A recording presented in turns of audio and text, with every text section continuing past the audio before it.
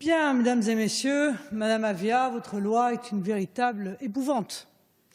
C'est une violation gravissime de la liberté d'expression. Et vous avancez avec cette loi, avec la légèreté et l'arrogance qui caractérisent maintenant, il faut bien le dire, la Macronie. Vous avez mis en œuvre la disparition du rôle du juge dans la protection de la liberté d'expression, qui est une des grandes libertés, bien entendu, du peuple français.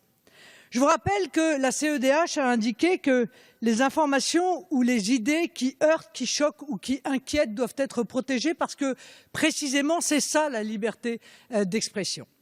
Bien sûr, nous ne soutenons en aucune manière ceux qui insultent, ceux qui diffament, et c'est la raison pour laquelle il y a une loi très bien faite, il faut bien le dire, s'appelle la loi de 1881, qui permet à tous ceux qui sont victimes de ce type d'agissement de se tourner vers le juge, et c'est le juge qui décide. Et figurez-vous qu'à la différence de vous, le juge a beaucoup réfléchi, a beaucoup travaillé et qu'il y a des jurisprudences qui sont absolument gigantesques, je peux vous le dire pour avoir longtemps plaidé devant ces instances, gigantesques par exemple sur la provocation à la haine et à la discrimination raciale. Des centaines de décisions ont été prises pour affiner cette jurisprudence et savoir dans quelles conditions le juge pouvait toucher à la liberté d'expression et donc sanctionner et condamner quelqu'un qui en avait abusé.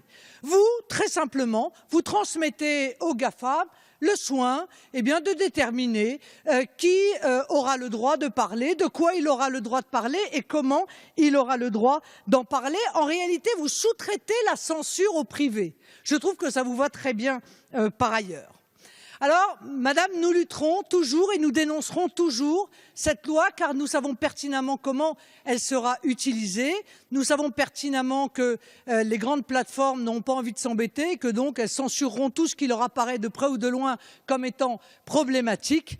Vous n'avez toujours pas réussi à nous dire ce qu'était, je vais conclure, un contenu haineux. Alors permettez-moi de terminer par un exemple. Madame Avia, si je vous appelle Madame Tartuffe, est-ce un contenu haineux ou est-ce une référence littéraire à votre hypocrisie qui fait que vos actes sont souvent en désaccord avec vos discours?